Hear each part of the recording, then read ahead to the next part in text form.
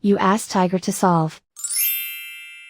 This deals with linear equations with one unknown. The final result is x equals -8/7. Let's solve it step by step. Simplify the expression. Group like terms.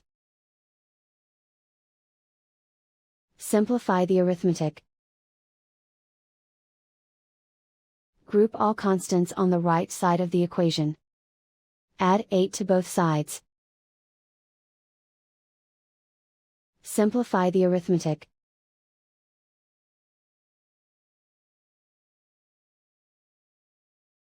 Isolate the x. Divide both sides by -7. Cancel out the negatives. Simplify the fraction. Move the negative sign from the denominator to the numerator. And so the final result is x equals -8/7.